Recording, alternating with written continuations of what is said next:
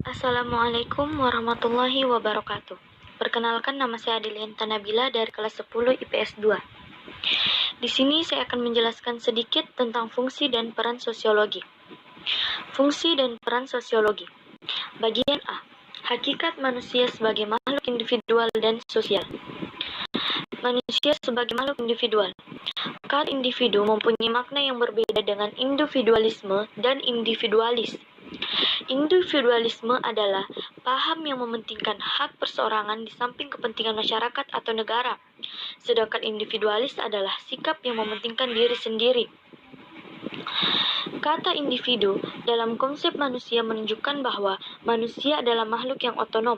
Sebagai makhluk yang otonom, manusia memiliki kebebasan dalam menentukan pilihannya dan bertanggung jawab atas pilihannya tersebut. Manusia sebagai makhluk sosial. Menurut Aristoteles, manusia pada kodratnya adalah makhluk sosial. Dia tidak akan memperoleh keutamaan dan tidak akan menjadi baik jika tidak mempunyai teman dan terasing dari masyarakatnya.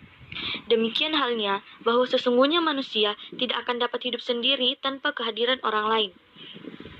Bagian B. Gejala sosial yang terjadi di lingkungan masyarakat.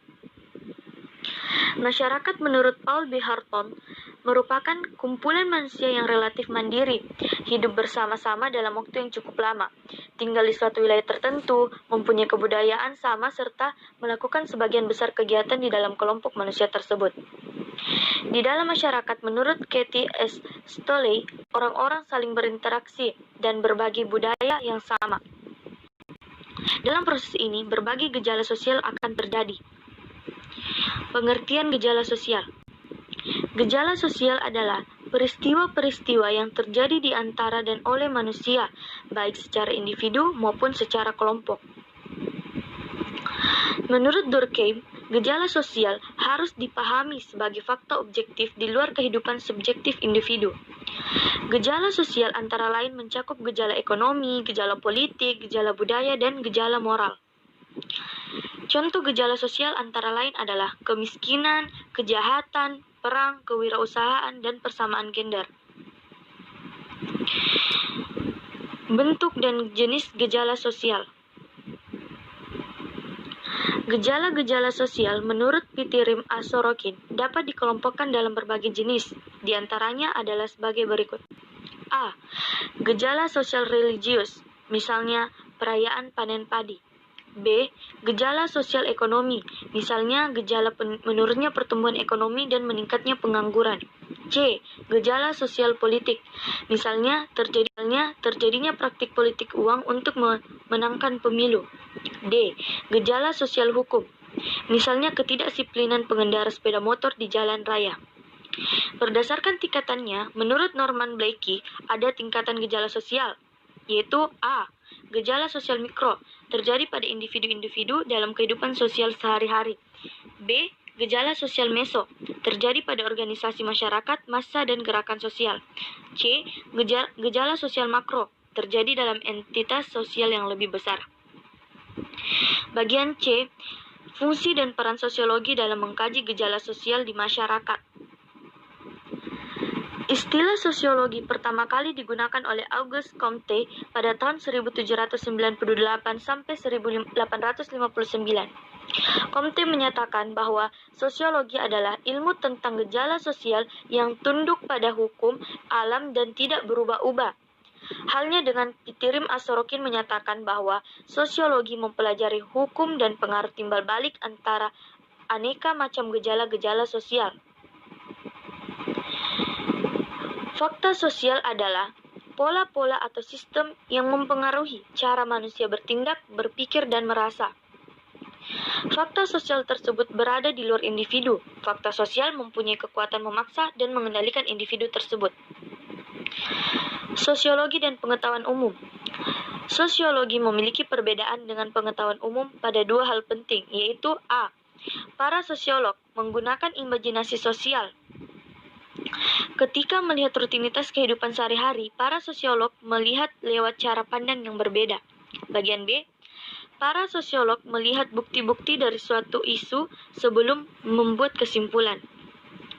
Sosiologi sebagai ilmu pengetahuan. Istilah sosiologi berasal dari bahasa Latin dan Yunani. Asal katanya adalah socius dan logos. Socios dalam bahasa Latin berarti kawan, tetapi dalam arti luas masyarakat. Sementara itu logos atau Yunani berasal dari Yunani berarti kata atau berbicara. Dengan demikian, ilmu sosiologi berarti ilmu yang mempelajari tentang masyarakat. Ciri-ciri sosiologi sebagai ilmu pengetahuan adalah sebagai berikut. 1. Sosiologi bersifat empiris. 2. Sosiologi bersifat teoritis. 3. Sosiologi bersifat kumulatif. 4. Sosiologi bersifat non-etis. Istilah masyarakat dalam bahasa Inggris adalah society. Kata society berasal dari bahasa Latin socius, yang berarti kawan.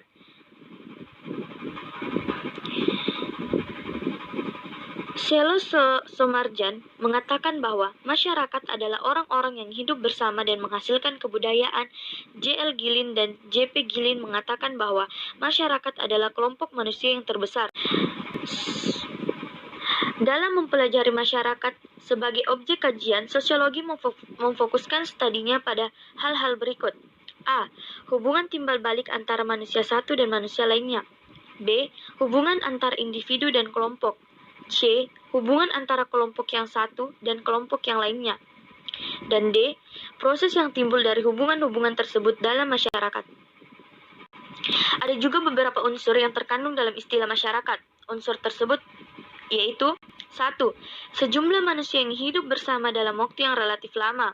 Kedua, memiliki sistem komunikasi dan peraturan yang mengatur hubungan antar manusia dalam masyarakat. Ketiga, manusia yang hidup bersama merupakan suatu kesatuan. Manusia yang hidup bersama merupakan suatu sistem hidup bersama yang menimbulkan kebudayaan di mana setiap anggota masyarakat merasa dirinya masing-masing terikat dengan kelompoknya. Metode ilmiah. Sosiologi mengenal dua macam metode ilmiah, yaitu A. Metode kualitatif. Metode ini dipakai apabila subjek penelitian tidak dapat diukur. B. Metode kuantitatif. Mengutamakan keterangan berdasarkan angka-angka atau gejala-gejala yang diukur dengan skala, indeks, tabel, atau uji statistik. Peran dan fungsi sosiologi. Fungsi dan kegunaan sosiologi yaitu 1. Untuk pembangunan. Sosiologi berfungsi untuk memberikan data sosial yang diperlukan pada tahap perencanaan, pelaksanaan, maupun penilaian pembangunan. Kedua, untuk penelitian. Dengan penelitian akan diperoleh suatu rencana penyelesaian masalah sosial yang baik. Peran sosiologi. 1. Sosiologi sebagai ahli riset. Para sosiolog melakukan riset ilmiah. Tujuannya adalah mencari data kehidupan sosial masyarakat. 2. Sosiolog kemudian konsultan kebijakan. Prediksi sosiologi dapat membantu memperkirakan pengaruh kebijakan sosial yang mungkin terjadi. Ketiga, sosiolog sebagai praktisi. Beberapa sosiolog terlibat dalam perencanaan dan pelaksanaan kegiatan masyarakat. Dan yang terakhir yaitu sosiolog sebagai guru atau pendidik. Mungkin cukup sekian penjelasan saya mengenai fungsi dan peran sosiologi. Jika ada kesalahan, mohon dimaafkan. Wabillahi taufiq wal hidayah. Wassalamualaikum warahmatullahi wabarakatuh.